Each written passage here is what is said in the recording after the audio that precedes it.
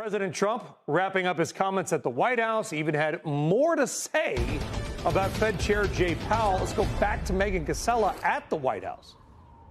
Brian, that's right. Fed Chair Jay Powell definitely being the largest topic of conversation in that pool spray we just saw in the Oval Office.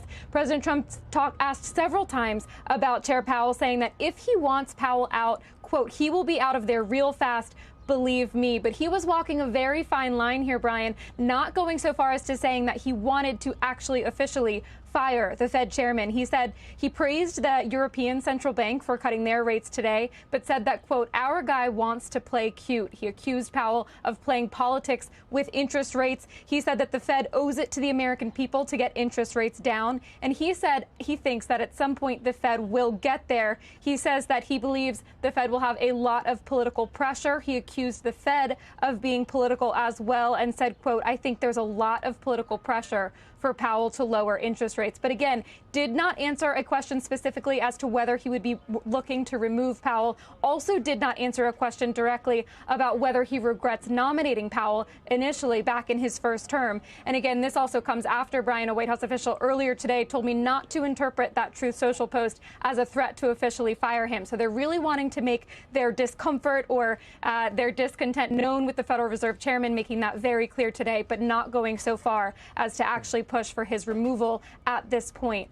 Also, a lot of talk about trade and tariffs and trade negotiations. The president saying that they have a lot of countries that want to make a deal, even more than Trump himself wants to make the deal. The Treasury Secretary Scott Bessent was in the room. He listed Japan, the European Union, South Korea, and India as nations that had either been here for negotiations or were in the midst of negotiations, saying that all four of those were moving very quickly. So potential movement there towards a deal. And then the Italian Prime Minister Meloni said they had spoken about trade during this meeting, saying that Italy would have to increase its LNG imports, potentially buy more nuclear as well. Shows you a little bit about the nature of these talks and how countries are looking for ways to reduce their trade deficits and buy more from the U.S. in order to satisfy the White House. One final topic, Brian, the minerals deal with Ukraine also came up.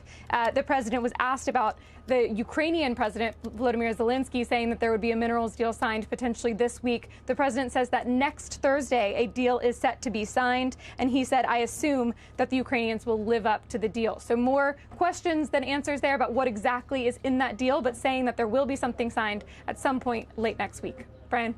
Okay. Obviously a lot going on. Megan Cassella, thank you very much.